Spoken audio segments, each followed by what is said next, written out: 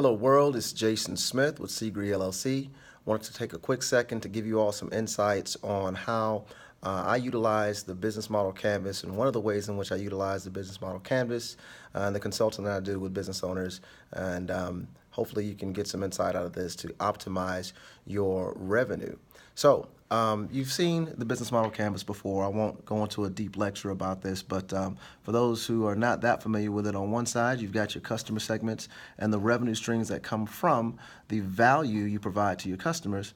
But on the other side, you have your partners and your activities and resources and the costs associated with those activities. Now, a lot of the value is talked about going in this direction, but as we consult with businesses, we want to think about the value we provide to the other side of the canvas as well. Bottom line is, what you get from your partners has a cost associated with it. So if you can provide value to the other side of the business model canvas, you can maximize the amount of return you get from them for the least amount of money in exchange, right? So think about it. If you had a partnership structure in your channel that they wanted access to the customers that you are serving, or if they wanted somehow other prestige or some sort of recognition in the marketplace, if you can help provide that, then you can lower the cost that your channel is charging you for access to the resources you need to provide value.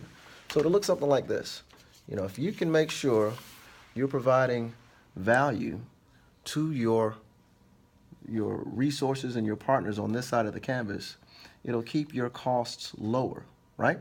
Same thing here. The more different ways you can provide value to your clients, not just in the products you provide, but again, maybe it's access to that partner network you have on this side of the canvas. The more that you can provide to them, the more different streams of revenue you can create for your client, from your clients, and maximize the revenue coming into your business.